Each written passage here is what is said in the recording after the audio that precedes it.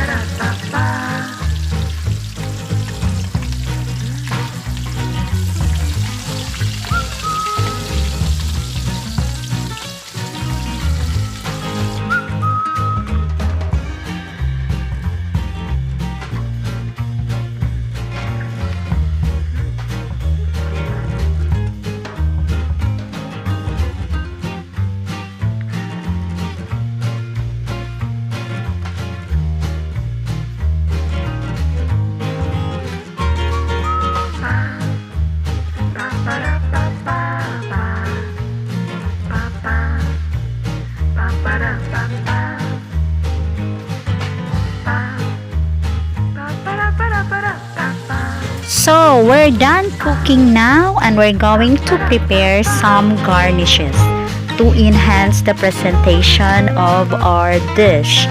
So, what we are going to do is to cut the spring onions and slice lengthwise very thinly.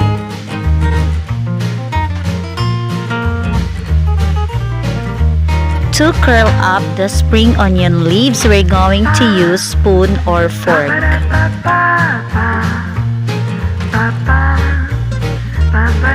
Place in a bowl of water to curl up more. Then after 5 to 7 minutes, you can remove from water and dry with paper towel.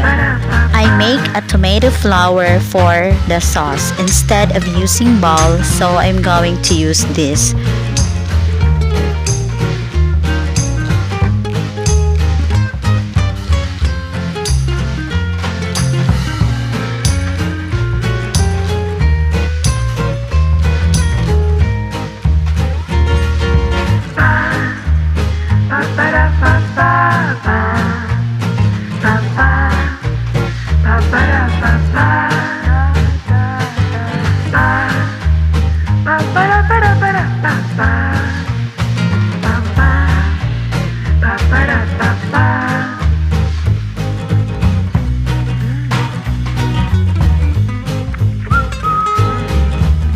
Plating time! So here's our Tortang Dilis.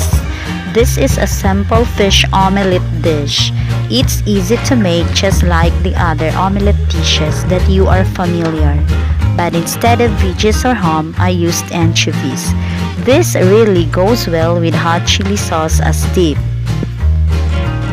Happy eating, guys! Don't forget to like, share, subscribe, and hit the notification bell so that you will be notified for my upcoming videos.